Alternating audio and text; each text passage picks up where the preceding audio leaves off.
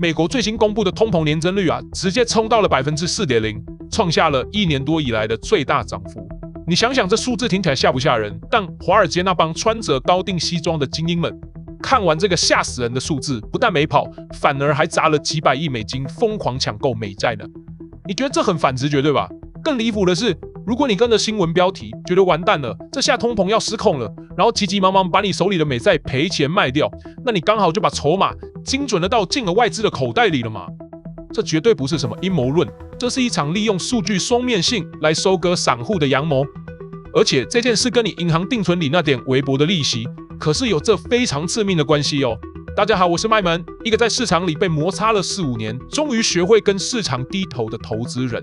各位你可以不知道什么叫做生产者物价指数，也可以不在乎美债殖利率到底是 4% 还是 5%， 因为那听起来像是外星人在开会讨论怎么统治地球一样无聊。但你总在乎别人是不是把你当成韭菜在割吧。今天这支影片，我们就要来扒一扒那些财经新闻的皮，看看外资是怎么用同一个数字把你下车，然后自己上车，舒舒服服等着赚钱的。为什么呢？因为你只看新闻标题，而他们看的是标题背后藏着的猫腻。阿明的恐慌与华尔街的狂欢。咱们先来还原一个散户被收割的标准现场。想象一下，你有个朋友叫阿明，阿明是个很认真做功课的散户，每天下班回家就是打开电视看财经新闻，想着能从里面挖点金矿。这天晚上，电视台跑马灯打出了一行鲜红的大字：美国 PPI 年增率飙升至 4.0%， 创下2023年2月以来最大年增幅，通膨噩梦重演。阿明一看，当场吓出一身冷汗，他在沙发上坐立难安，心想这通膨要是噩梦重演，联准会肯定不敢降息了吗？不降息，甚至还要升息的话，那我手里的债券不就死定了？他想起李专当初信誓旦旦的跟他说，有战争买美债，降息前买美债，结果呢，买进去套到现在，每天打开 APP 看到的都是绿油油的账面亏损。与其每天看着钱变少，不如现在痛定思痛，拍一拍脑袋，决定不忍了。明天一早开盘，直接市价停损，先把钱抽出来再说。第二天早上，阿明忍痛把美债卖了，血洗了一轮出场。他看着变薄的账户，长长叹了一口气，但心里其实觉得自己做了一个非常果断、非常符合总经逻辑的停损决策。但问题来了，就在阿明认赔杀出的同一个时间点，地球另一边的华尔街渣打银行的交易室里，一群拿着100万美金年薪的操盘手，正看着同样一份 PPI 数据，笑得合不拢嘴呢。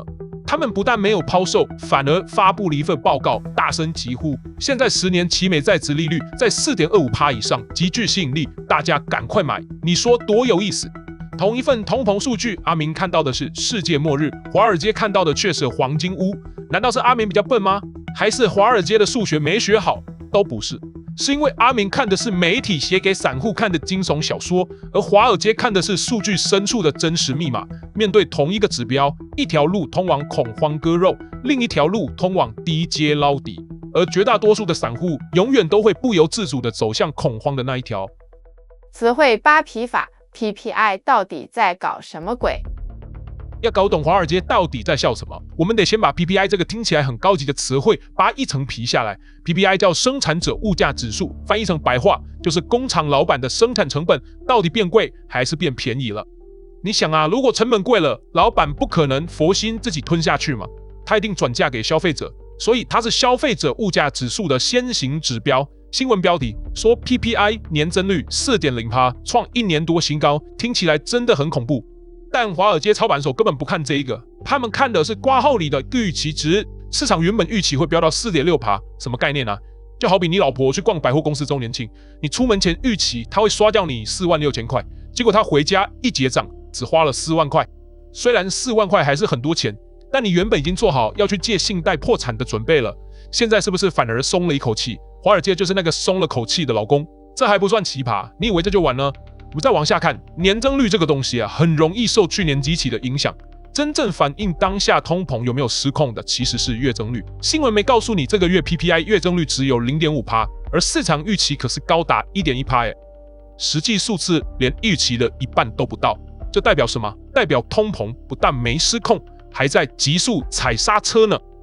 核心数据的猫腻与认知落差。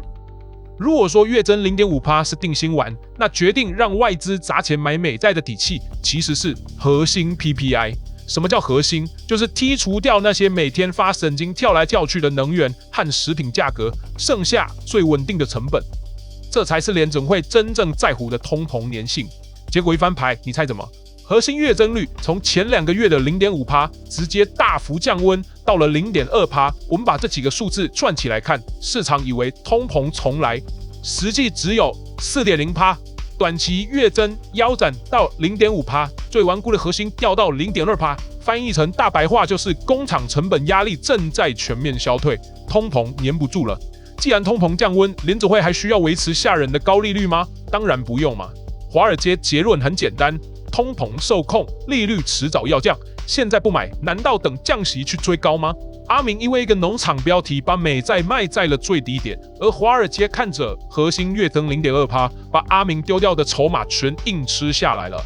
我常说，交易你所看到的不是交易你想看到的，你看到的是媒体为了点阅率制造的情绪。你必须专注盘面给你的真实讯号，活在别人给的剧本里，永远是被收割的那个。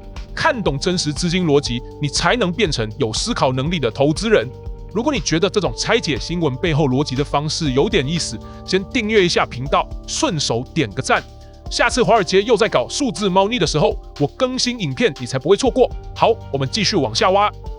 殖利率的跷跷板，为什么 4.25% 这么香？我们现在进入因果链第2环，为什么通膨降温，渣打银行就会跳出来喊10年期美债殖利率在 4.25% 以上极具吸引力，先破除一个散户的误区。很多人听到殖利率高，第一反应就以为债券很贵，错了，债券殖利率和价格是绝对的跷跷板，殖利率越高，代表债券价格越便宜，被打到骨折了。就好比一张面额100块的借据，每年配5块利息。如果市场利率飙到 6%， 这张只配 5% 的借据就变成了没人要的垃圾，只能降价到80块卖。这时候去买的人花80块领5块利息，加上未来还本的价差，实际殖利率就飙高了。反之，利率越低，这张借据就越抢手，价格越贵，殖利率越低。但问题来了，便宜难道就是买进的唯一理由吗？地下室下面可能还有18层地狱大家想想，真正让渣打敢喊买进的底气是什么？没错，就是我们前面讲的那个 PPI 数据。通膨降温，联准会接下来的剧本只剩下一个方向：降息。一旦降息，资金成本变低了，你想啊，那些手握大把现金的机构会甘心把钱放着生灰尘吗？当然不会，大家就会开始疯狂寻找还能提供高利息的资产。那种抢购的画面，就像大妈在超市抢特价鸡蛋一样，毫不手软。提早锁定 4.25% 高殖利率的美债，就会变成全市场疯抢的目标。大家一抢，债券价格就往上飙。渣打预测，未来6到12个月内，10年期美债殖利率会回落到 3.75% 到 4.00%， 从 4.25% 掉到 3.75%， 这 0.5% 的落差换算成价格涨幅，那可是一笔相当可观的价差。就好比你要看周杰伦演唱会，现在外面下暴雨，大家觉得周杰伦可能不来了，门票被贱卖。但你看了气象云图，知道雨马上停，你用打折价买门票，等天气一放晴，手里门票就翻倍了。这就是华尔街的算盘，他们利用资讯落差提前卡位。中天期债券的秘密。渣打报告里除了喊出 4.25%， 还特别点名一个区间5到7年的中天期债券。阿明可能又要问了，既然看好降息，不是该买20年长天期债券赚最多吗？这心态我太懂了，当年我也干过一模一样的事。看到降息，预期就 all in 一把梭砸进20年期美债，想着要赚个盆满钵满。结果呢，脸肿得跟包子一样。为什么？债券市场有个概念叫存续期间，天期越长，对利率的敏感度就越高。也就是说，长天期债券就像一把没有保险丝的电锯。如果联准会真的如预期大幅降息，那你确实赚翻了。但万一通膨反复，联准会突然改口不降了呢？你手里20年期美债价格就会直线跳水。你以为买的是定存替代品，其实是一档随时爆雷的科技股。那渣打为什么推荐5到7年的中天期呢？翻译成大白话就是，买1年期短债就像把钱放定存，没价差可赚；买20年期长债就像没系安全带坐云霄飞车，随时被甩出车外。而5到7年的中天期就是那辆有安全气囊的房车，跑得动也不会把你甩出去。当逻辑遇到工具的威力，不管是 PPI 的猫腻还是殖利率跷跷板，宏观分析最终都会变成盘面上真金白银的资金流向。很多人常常问我，卖门总经逻辑我听懂了，但我每天下班累得跟狗一样，哪有时间拆解这些数据？怎么知道债券趋势是往上还是往下？这就是为什么我研发了专属的看盘软体系统。没错，我要打广告了，但你都看到这里了，给我1分钟了解这个工具不过分吧？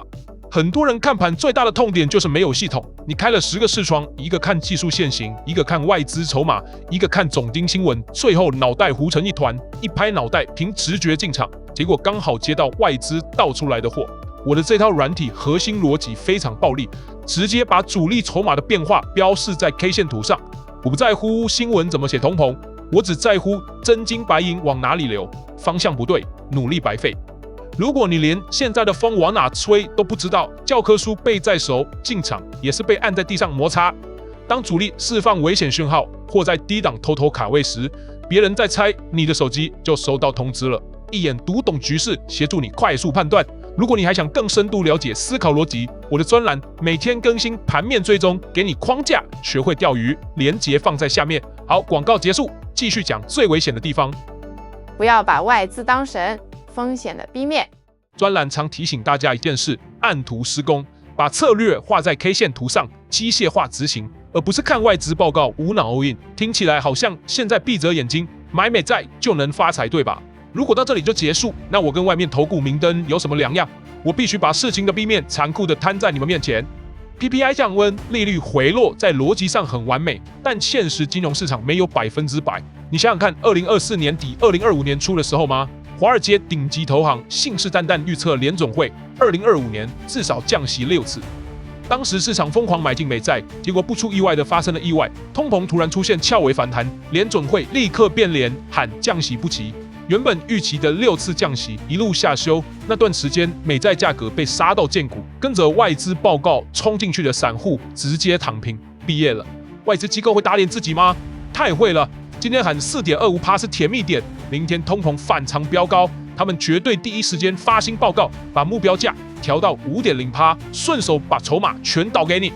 写报告是一回事，交易室操作又是另一回事。通膨降温就像锅子底下的火变小了，理论上锅盖确实不需要压那么紧，但如果联总会这个主厨是个神经质，他觉得怕里面还有余温，硬是死死压着锅盖不放呢，那4.25%的殖利率就不会是终点，只会是半山腰的中继站。宏观到商品的桥接，寻找资金的避风港。面对这种外资随时翻脸的混沌局势，该怎么保护钱包，活下去才会有希望？投资人的协调就是你的本金，评估要不要参与行情时，先考虑如果看错了，协调撑不撑得住。我们来推演一下，如果渣打逻辑成立，联准会被迫开启降息循环，这时候会发生什么事？随着无风险利率下降，资金就会开始从银行定存里疯狂涌出。那你猜猜，这些像洪水猛兽一样的钱，最终会去哪里？首先，当然是会流向对利率最敏感的债券市场嘛。但这只是第一步。除了债券，你还要关注一个更大的战场——美元指数的走向。你想啊，当美国的利息不再那么高高在上，美元的吸引力是不是就相对减弱了？美元一旦走弱，资金就会寻找下一个出口。这时候，那些以美元计价的实体原物料，比如黄金、原油，就会面临重新定价的压力与机会。这就是为什么每当市场确信要降息的时候，黄金往往会有一波非常强悍的走势呢。另一方面，资金为了追求更高的报酬，也不会全窝在避险资产里，他们会跨过半个地球，流向新兴市场的股市。对于以美元计价为主的新兴市场而言，这也是一个资金面的潜在利多。